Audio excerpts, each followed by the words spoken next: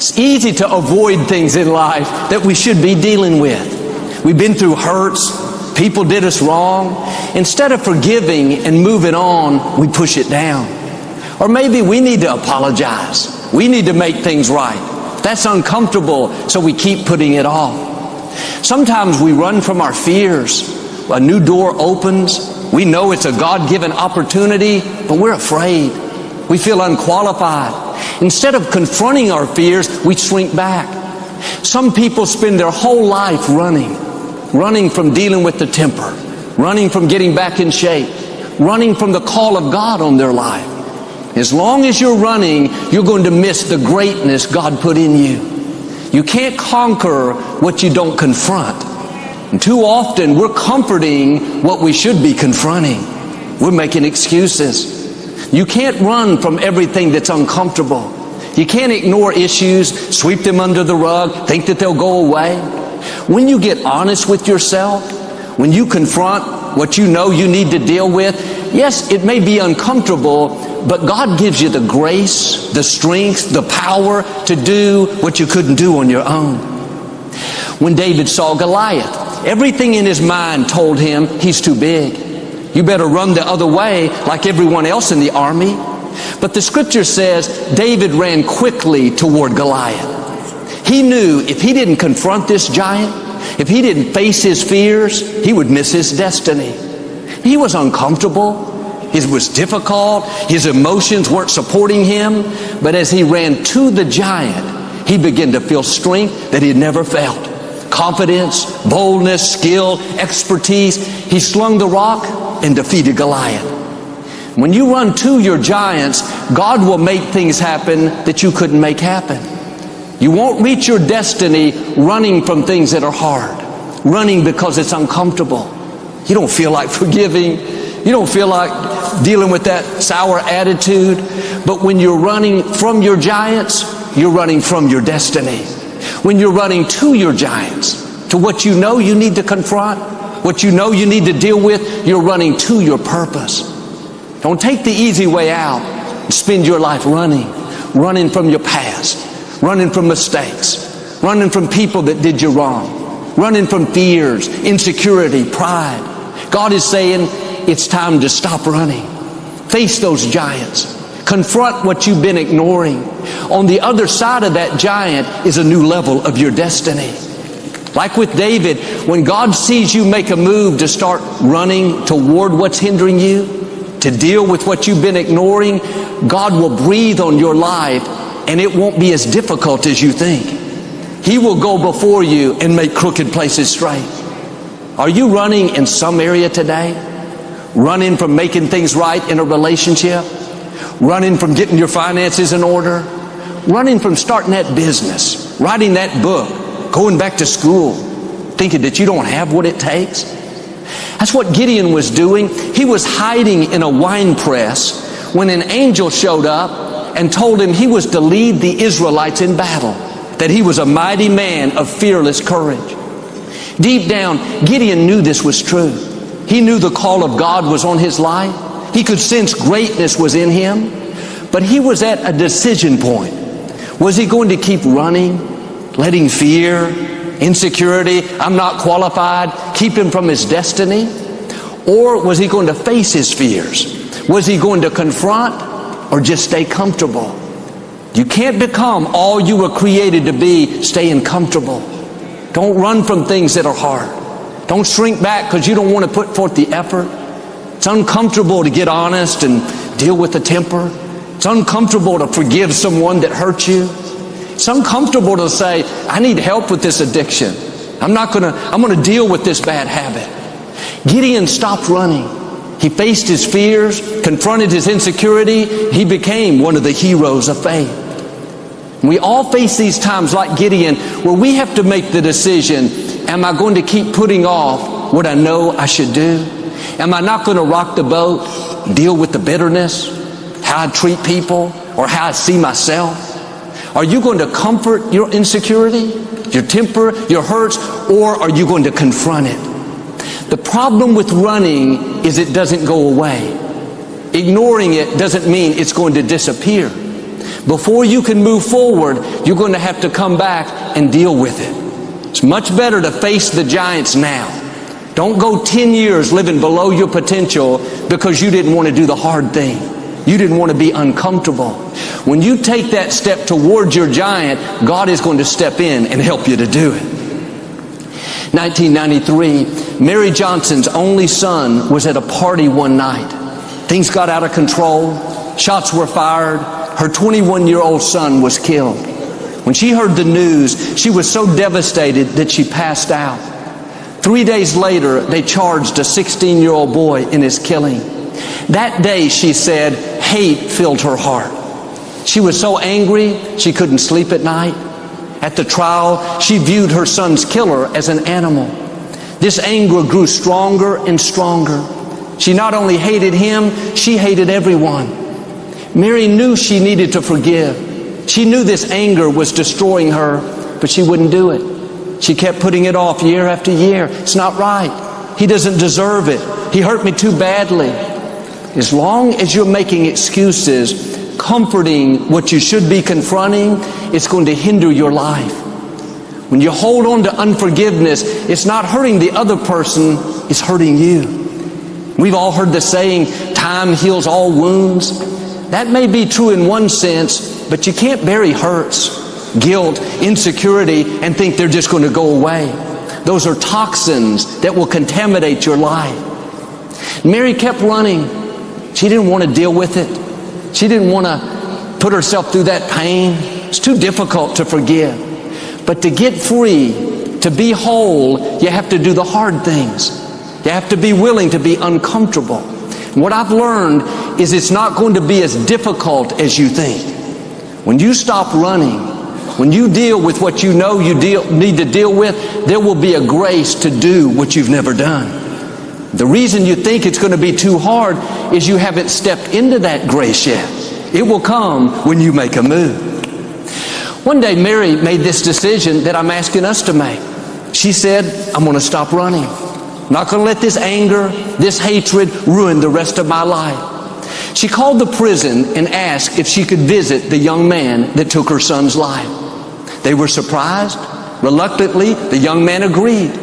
She walked in that day, uncomfortable, not knowing what to expect. They talked for 2 hours. The young man told how sorry he was. As she was leaving, he asked if he could give her a hug. As they embraced, Mary said, I felt anger and hatred rising up from the soles of my feet and leaving my body. It was like a cleansing. She felt a heavy weight lift off of her. From that day forward, never had any bitterness, anger, hostility. When you stop running and deal with what you know is hindering you, it's not going to be as hard as you think. God is going to give you the grace. He's going to prepare people's hearts. He's going to help you to forgive. Don't spend your life running.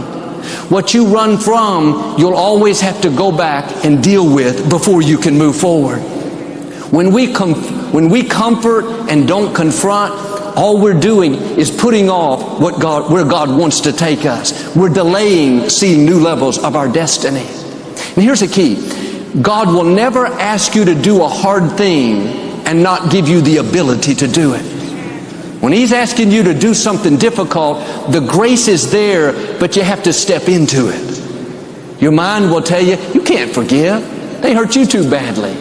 You'll never break the addiction. Just learn to live with it. You can't do something great. You're insecure. You're unqualified. Don't believe those lies. There's nothing the enemy would love any more than for you to spend your life running. Running from God's call on your life. Running from your fears. Running from your hurts. Running from your past. It's time to stop running. The only way out is through. You can't go around it. You can't ignore it and it'll go away. Time won't cause it to disappear, but if you'll confront it, you can conquer it. If you'll face your giants, God will give you strength to defeat what should defeat you. When you do what you can, God will do what you can. When you do the natural, God will do the supernatural. In your own strength, you may not be able to forgive, to break the habit, to lead the company, but you're not on your own. When you stop running, God steps in and gives you power, favor, ability that you've never had. God brought the Israelites out of slavery, parted the Red Sea, and took them toward the Promised Land. They were camped next door. God had already promised them the victory. All they had to do was go in and take the land. But the people living there were much bigger. They had more experience, more equipment. The Israelites were afraid and intimidated. They told Moses, "We can't go in there." Instead of running to the giant, they ran from the giant. They spent 40 years in the desert running. My prayer is, God, help us to not waste years of our life running from things that you've already promised we can conquer. Ephesians 6 talks about putting on the whole armor of God, the helmet of salvation, breastplate of righteousness, belt of truth, shoes of peace, shield of faith. All these awesome things to protect us. What's interesting is there's nothing for our backside. There's no armor to cover our rear. That's because God never created us to be running. He created us to confront our giants, to face our fears, to stand strong in faith.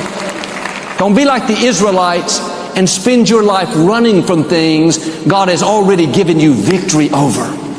All He needs is for you to stop running, deal with it, and He'll be right there to help you. 40 years later, the children of these Israelites were back at the Promised Land. What's significant is the giants weren't gone. God didn't clear out the path. They just walk into the land. They still had opposition. What you don't confront, your children will have to deal with. But when you stop running, when you face your fears, defeat bad habits, forgive the wrongs, you are breaking generational curses. You are putting an end to negative cycles that keep getting passed down. I want to make it easier on my children, my grandchildren. I'm not going to run from things that are hard. I'm not going to take the easy way out and live afraid of the giants, intimidated by the size of my dream, letting my mistakes stop my destiny. No, let's go into our Promised Land. The children of these Israelites, this new generation, they had a different attitude. They saw the same giants, same intimidation, same fear, same thoughts come saying, "You don't have a chance." Their response was, "No thanks, we're not running. We're not going to spend our life wandering in the desert. We know greater is He that's in us than what's coming against us." They faced the opposition and went into the land their parents could have had 40 years earlier. Why don't you confront things that your parents and those that went before you didn't confront? Maybe they learned to live with the addiction. You can face it and conquer it. No more running, no more accepting it. Don't take another lap, take a stand. You're the one to go into the Promised Land. You have to be honest with yourself. It's easy to ignore things, make excuses. You may have to confront pride or confront a bad attitude, confront compromise. Maybe you need to apologize to someone. You need to make things right. The longer you put it off, the longer you're wandering. To go into the Promised Land, you have to be willing to deal with things that you know are limiting you. The psalmist said, "God, keep me from lying to myself." That's a powerful prayer. Sometimes we don't want to pray that. We want to keep things hidden. We don't want to deal with things that are uncomfortable.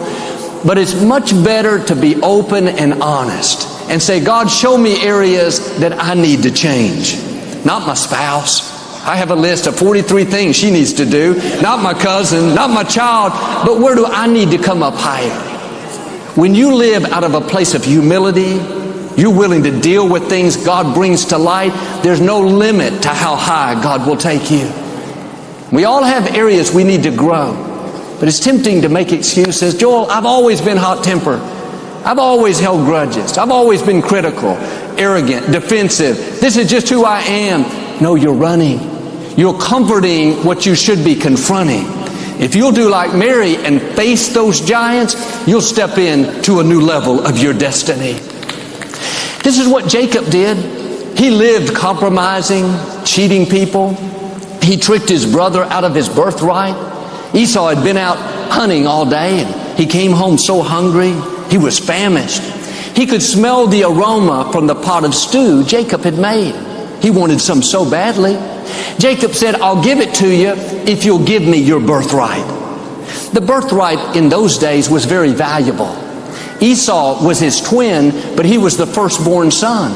They always received the double portion of the inheritance.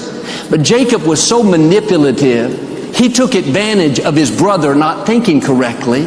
Esau gave him his birthright for a pot of stew. Years later, when their father Isaac was about to pass, he called Esau in to give him the blessing that belonged to the firstborn son. Isaac was nearly blind and couldn't see, so Jacob dressed up like Esau. Put on his clothes, his shoes, his cologne, walked in, said, Dad, here I am. I'm ready for my blessing. Isaac was a little skeptical. He said, is this Jacob or is this Esau? Jacob said, it's me, Dad. It's Esau. Isaac said, come closer. Let me feel your arms. Esau was very hairy, like my brother Paul. And Jacob had like my brother Paul here. Jacob had on a coat of animal fur before Peter. His dad felt it and said, I guess it is Esau. He gave Jacob the blessing that belonged to Esau. When Esau found out, he was so angry that Jacob had to flee for his life. Started running, lived in exile, worked for his uncle Laban. What's interesting is Laban was dishonest to Jacob. He promised him one daughter in marriage, but when the time came, he tricked him and gave him his other daughter. Be careful what you sow, because what you sow is going to come back to you. 20 years later, Jacob got tired of running. He decided to go back home. What's significant is the only way he could get home was to go through the city of Edom where Esau lived. What you run away from, you'll always have to go back and deal with. Home for Jacob could have been a different direction. Esau could have moved to another country, but right in Jacob's path was Esau. When we ignore, push down, that doesn't mean it goes away. That's still going to be between you and your destiny. The good news is God will give you the grace to deal with it. Jacob sent word to Esau saying that he wanted to make things right. They had been at odds long enough. Esau agreed to meet him. As they were traveling down the road, Jacob saw Esau and all of his men coming toward him. You can imagine the apprehension. Jacob not knowing how his brother is going to respond. Is he going to be angry? Is he going to get revenge? Will this be a big fight? Esau got closer and started running toward him. Jacob was expecting the worst, but Esau grabbed Jacob and hugged him. Wouldn't let him go. Went over to Jacob's wife, his children, hugged them as well. After all he had done to Esau, he never dreamed one day they would be hugging affectionately. But when you stop running, when you deal with things you push down, when you get honest with yourself and make things right, the grace of God goes before you. God will soften people's hearts. He'll make your crooked places straight. Like Jacob, you may have made mistakes. We all have. You may need to apologize. You may need to ask for forgiveness. You may need to call that loved one you haven't spoken to and make peace. Don't wander 20 years like he did, running from your past, making excuses for your failures, thinking that's just who you are. Stop running. Ask God to help you to change. When you make a move, you'll see His hand of favor making things happen that you couldn't make happen. The night before this big encounter, Jacob went to the brook by himself to be alone with God. He was no doubt reflecting back on his life, thinking about how he had treated Esau. Jacob didn't like who he had become. He knew he was better than this. An angel appeared that night, and he looked like a man. The angel and Jacob started wrestling. Jacob must have known there was something significant, because this angel, he said to the angel, I'm not leaving until you bless me. The angel asked him, what is your name? That seemed like an odd question. Why did he care what his name was? This was the same question that Jacob's father asked him when he was there to get Esau's blessing. I can imagine a debate was going on in Jacob's mind saying, just tell the angel that you're Esau. like you did with your father. Just keep pretending. Keep being dishonest. This is just who you are. Jacob thought about it. Said, no, I'm not living like this anymore. Not going to keep compromising, making decisions that I'm not proud of. He said to the angel, I am Jacob. His name means trickster, conniver. He was essentially admitting, I don't have integrity. I deceive people. He got honest with himself. He quit running. The angel didn't say, it's about time. You need to get right. You're never going to be blessed. When he admitted who he was, God changed his name to Israel, which means prince with God. The principle is, when you get honest, you don't make excuses, that's when God changes things. You don't have to keep running from your past, your mistakes, what you're not proud of. When you go to God, He's not going to condemn you. He's going to help you rise out of what's holding you down and thrust you into your destiny. Jacob never dreamed he would be called a prince with God. He never dreamed he'd have a good relationship with his brother. He never dreamed he would be able to live in his hometown without all the fear, the negative things in his past. But when you quit running, when you live open and honest before God, when you deal with things He brings to light, He'll not only restore you, but He'll make things better than you've ever imagined. Later in my father's life, I arranged for all these radio stations to carry his messages. All I needed him to do was to come down once a month for maybe a half an hour, and we'd make all the openings and closings. Very easy. And I'd worked on this for 6 months, getting it all arranged, and everything fell into place. But when I asked my father, he said, Joel, I'm 75 years old. I'm not looking for any more work. I just want to pastor the church and relax. I was so disappointed. I said, God, you put big dreams in my heart. I have a big vision. I'm young. I don't want to do less. I want to do more. I thought, maybe this is a time to go work somewhere else. I had an opportunity to work for one of the most prominent ministries at that time. But when I got quiet, I could hear a still small voice saying, Joel, this is your father's vision. Just because he's not doing what you want doesn't mean you should leave. Stay here and honor what he wants to do. And sometimes when we're not getting our way, we want to run. We're not getting the credit. They don't see my talent. This supervisor is not fair. I'm out of here. And yes, there are times we need to move on, but you can't run every time it's uncomfortable. In your marriage, your job, your school, if I had not stayed there and honored my father, I don't believe I would be up here today. And some of the things that we want to run from, it's a test. God is seeing how we'll serve when we're not being treated right. What kind of attitude will we have when it's not fair? When we're uncomfortable, not getting the credit. Don't have a running mentality. Every time you don't get your way, you change jobs, change friends, change churches, change spouses. Stop running. Grow in those times. Let your roots grow down deeper. Don't be moved by what's not working out. Your character is being developed. God is seeing what He can trust you with. Genesis 16, Hagar was the maid that Abraham had a baby with out of wedlock. It was Abraham's wife, Sarah, that had the big idea. But Sarah was so upset, she started making Hagar's life miserable. Verse 6 says, Sarah treated her harshly, so Hagar ran away. Hagar had had enough. She thought, I don't have to put up with this. I'm out of here. She left and went out into the wilderness. An angel showed up and said, Hagar, what are you doing out here? She said, I'm running away. These people aren't treating me right. The angel didn't say, oh, that makes sense. I don't blame you. He said, go back to Sarah and submit to her authority. Anything you run from, you're eventually going to have to go back and deal with. Now, I'm not talking about staying in abuse, but I am saying you can't run every time things get hard and reach your destiny. You can't pack up because you're uncomfortable.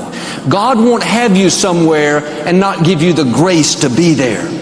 The angel went on to say, if you'll go back and serve Sarah, God will give you more descendants than you can count. When you stop running you do the right thing when it's hard, there is a blessing that follows. God will show out in your life, take you to levels that you've never dreamed. Are you running from something today? Are you comforting what you should be confronting? Don't go another year out in the wilderness putting off what you know you should do. Get honest with yourself. Deal with the issues God's bringing to light. It may be difficult, but when you take that step, the grace of God is going to make it easier than you think. If you'll stop running, I believe and declare, like the children of the Israelites, you're going to break negative cycles that have held your family down and go into your promised land. Like Mary, you're going to have the power to deal with issues. Heavy weights are about to lift off of you. And like Jacob, you're going to rise out of mediocrity and become all God's created you to be. In Jesus' name. We all face situations where we don't see how they're going to work out. The medical report wasn't good. Our child got off course. We had a setback in our finances. If we're not careful, we'll let that problem consume us. That's all we think about. We go around worried, stressed out. We can't sleep at night. The whole time, God is in control. But the mistake we make too often is we take God off the throne and we put our problem on the throne. What you constantly think about, what you're giving all your attention to, you're putting it on the throne. When you're always thinking about the goodness of God and you go through the day thanking Him, knowing that He's fighting your battles, you're worshiping God. It's the same principle. If you go around worried about your problem, wondering how it's going to work out, stressed out over your health, reliving an offense, you are worshiping the problem. Your whole outlook would change if you would simply take the problem off the throne and put God back up on the throne. You may be facing an illness. It's easy to go around letting the medical report play over and over, thinking of all the reasons why you're not going to get well. The more you dwell on it, the more discouraged you're going to become. You have to take the medical report off the throne. You may be fighting cancer. Don't let cancer get on the throne. Don't let that sickness become bigger than our God. When David faced Goliath, he never called him a giant. He never said, "Look how big he is. He's so strong, I don't have a chance." He called him an uncircumcised Philistine. He downplayed his size. The truth is, Goliath was giant. He was twice David's size. But David understood this principle. He didn't put Goliath on the throne. He kept his God on the throne. He said to Goliath, "You come against me with a sword and a spear, but I come against you in the name of the Lord God of Israel." Cancer has a name, but there is a name that's higher. That sickness may be big, but it's no match for our God. Keep Him on the throne. Quit thinking about how big the problem is and start thinking about how big your God is. Medical science doesn't have the final say. People have limitations. God is limitless. We are natural. God is supernatural. He has all power. He can do what medicine cannot do. But here's the key. If He's not on the throne, you're not giving Him permission. God works where there's an attitude of faith. You can't have the medical report on the throne, living worried, stressed, afraid, and have God on the throne at the same time. There's just room for one. What's on your throne? Cancer would love to get on the throne. The past, a mistake you made, your insecurities, an offense. It's time to dethrone those things. It's time to put the Most High God back where He belongs, on your throne. He's in control. He has you in the palm of His hand. Nothing you're facing is too much for Him. And instead of dwelling on all the negative, the worry, the past, the problem, the addiction, start dwelling on the greatness of our God. David said, "I don't look to the mountains for help. I look to the God who made the mountains." And it's a powerful thing when you can say, "God, you created the universe. You spoke worlds into existence. You flung stars into space. And God, I know you're bigger than this sickness, greater than this addiction, more powerful than this problem. What are you doing? Putting God on the throne. My grandmother on my father's side of the family was a very feisty woman. She lived out in the country and didn't have much education. She only stood 5 feet tall, but she would fight a tiger. And later in life, she went to the doctor for a checkup.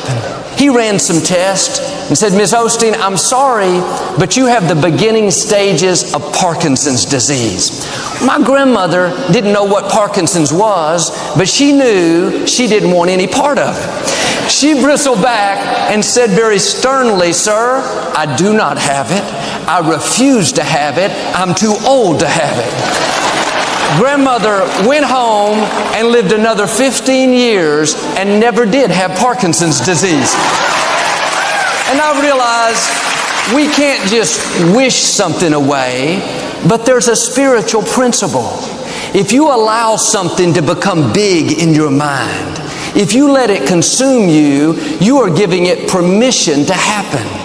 Be careful what you put on your throne. Don't give sickness permission. Don't give debt, lack, struggle permission. Don't give hurt and offense permission. We can't stop these things from coming, but we can keep them from getting on the throne. We don't have to let them consume us. If my grandmother would have gone around worried, thinking about having Parkinson's, expecting to go downhill, she probably would have. In the scripture, Job said, the thing I feared came upon me.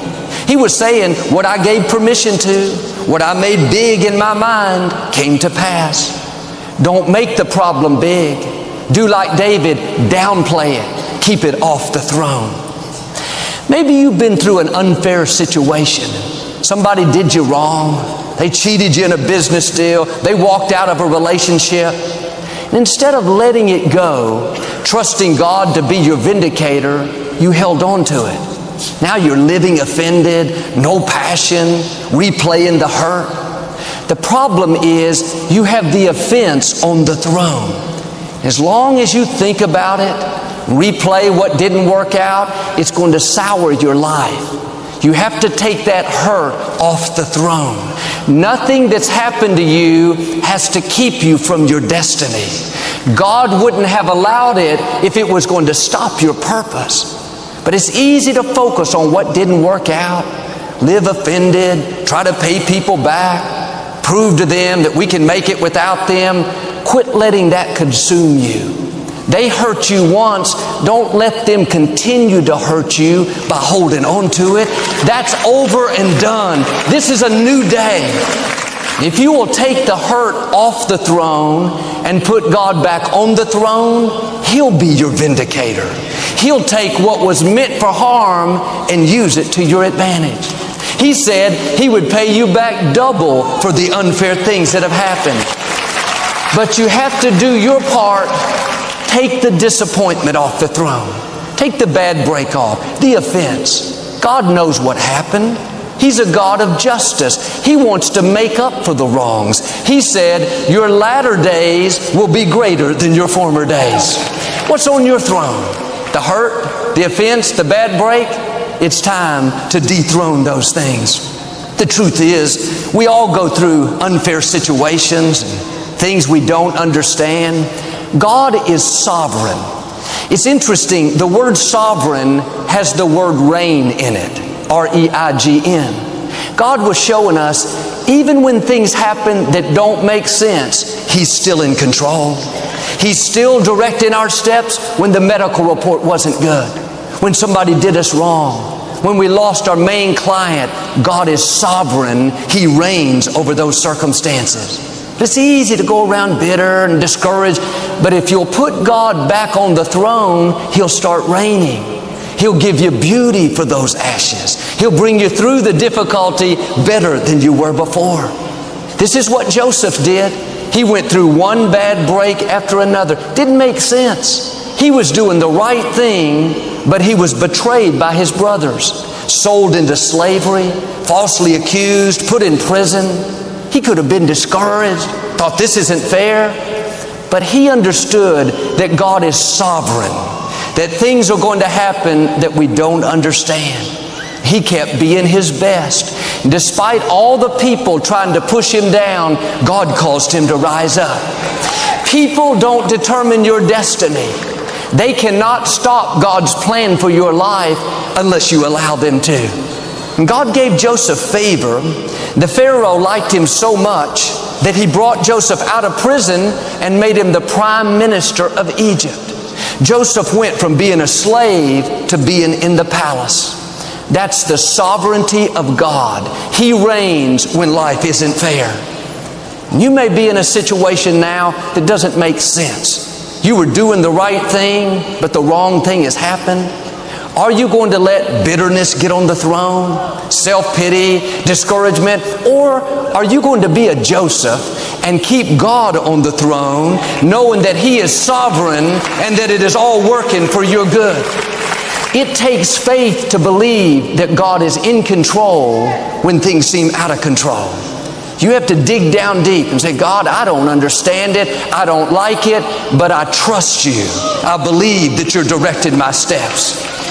Psalm 47 says, God reigns over the nations. The right attitude is, God, you not only reign over the world, but you reign over my circumstances. You reign over my health, over my finances, over my children, over my enemies. That opposition may look like it's bigger, more powerful, they have more resources, more influence. But when you have God on the throne, He is more powerful than anything that's trying to stop you. One angel in the Old Testament defeated 185,000 of the enemies of God. The forces that are for you are greater than the forces that are against you. Now, keep doing the right thing. The battle may be taking longer than you thought.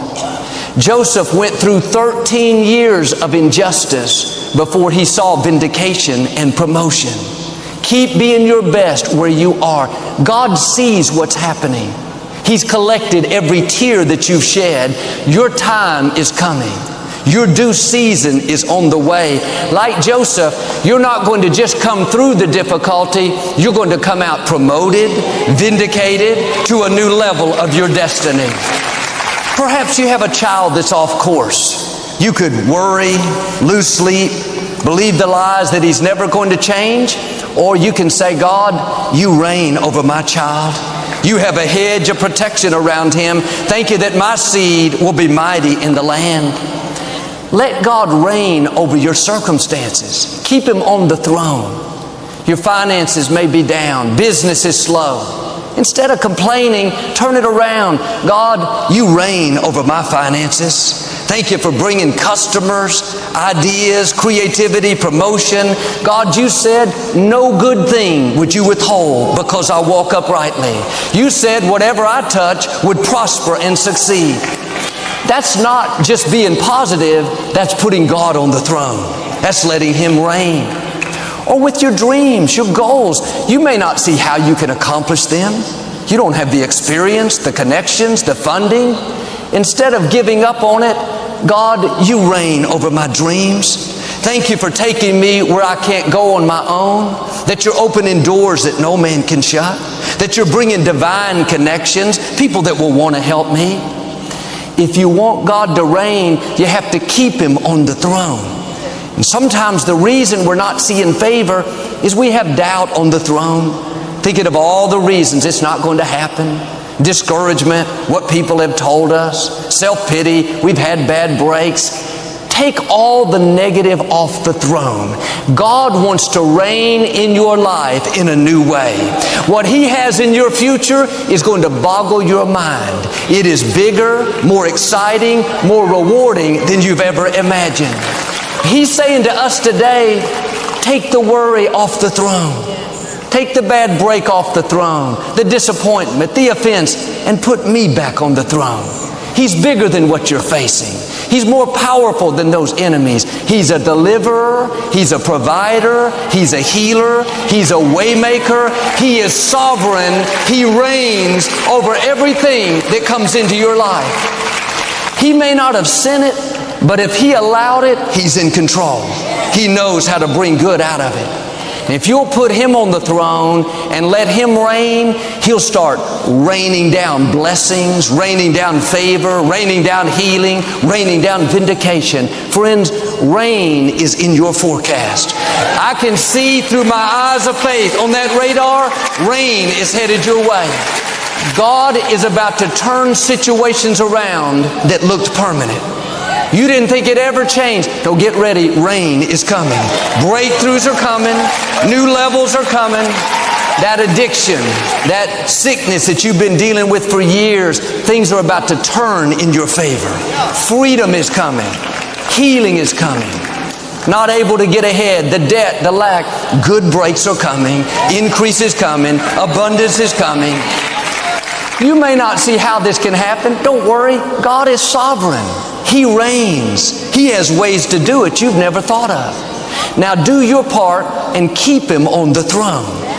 When you're tempted to worry, thoughts tell you, oh, this isn't going to happen for you.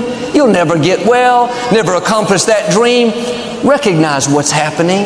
The doubt, the worry, the offense. It's trying to get back on the throne. You have to put your foot down and say, no thanks, you are not welcome here. My throne is reserved for one, the Most High God. But here's the key. Every morning, the problem will try to get back up on the throne. You don't take it off once and then you're done. You have to keep it off. All through the day, worry will try to creep back in. Discouragement, self-pity. There's always something trying to get on the throne. God said in Isaiah, if you'll keep your mind stayed on me, I will keep you in perfect peace. He was saying, in effect, if you'll keep me on the throne, if you'll say no to the worry, no to the doubt, no to the offense, then you will live a peaceful, victorious life. I talked to a lady that had worked for this company for many years. Her supervisor resigned and she applied for the position. Out of all the candidates, some from other states, she was the most qualified. Plus, she had the advantage of knowing the company and knowing all the people. She was well liked. Everyone was certain she would get the position. Much to her surprise, she was turned down. She could have gotten bitter, felt slighted, thought that's not fair. But she understood this principle. She didn't let bitterness get on the throne. She knew God was directing her steps and that He had closed those doors on purpose. A few weeks later, out of the blue, she received a phone call from a company that she had never met. They asked if she was interested in a position. The pay was the same as the promotion at her company. She didn't really want to leave because she knew everyone there, but she applied anyway. They called back and said, we'd love to have you, and if you'll accept, we're not going to pay what was listed, we're going to pay 25% more. She took the job and said, Joel, I've never been happier. It's been a perfect fit. When you go through disappointments, closed doors, you'll be tempted to put the offense on the throne, the self-pity, the bitterness. Don't fall into that trap. God is ordering your steps. He can see things that you can't see. The disappointment, the closed doors, they are a test. God is seeing, what are you going to do?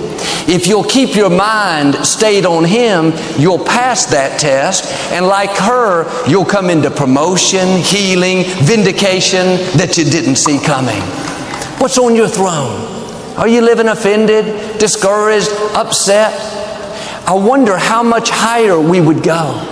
How much more favor we would see if we would simply keep God on the throne. Sometimes we're putting ourselves on the throne. We're stressed out, trying to fix everybody in our life, and make a dream come to pass, make our house sell, make ourselves get well. You need to take yourself off the throne. You don't have to make everything happen in your own strength. And too often, we're frustrated by things that only God can change. We're worried about something we have no control over.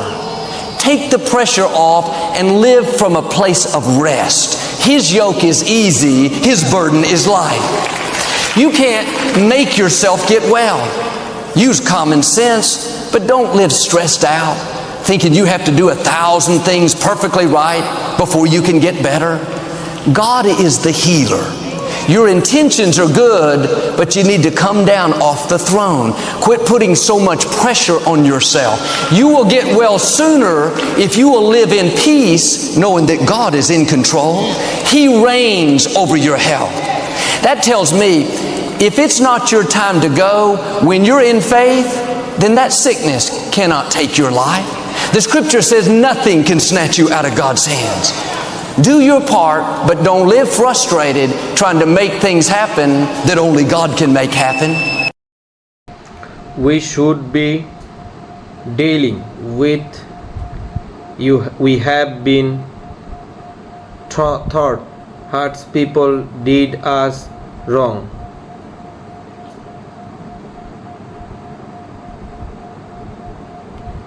Instead for forgiving and moving, we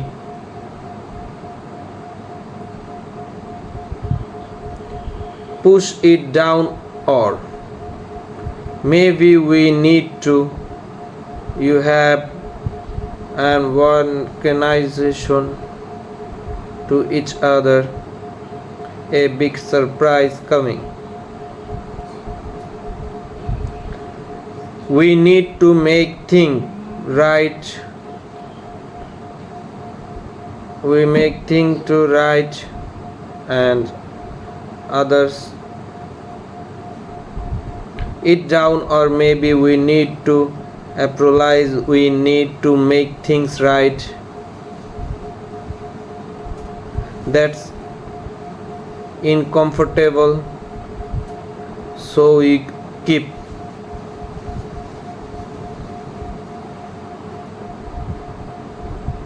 it off. Sometimes we run from our force.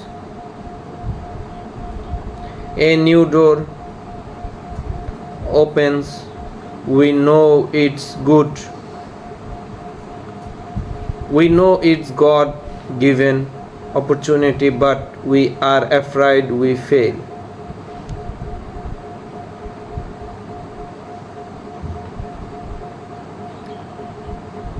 Instead of confronting our years, we seek back. Some people spend their whole life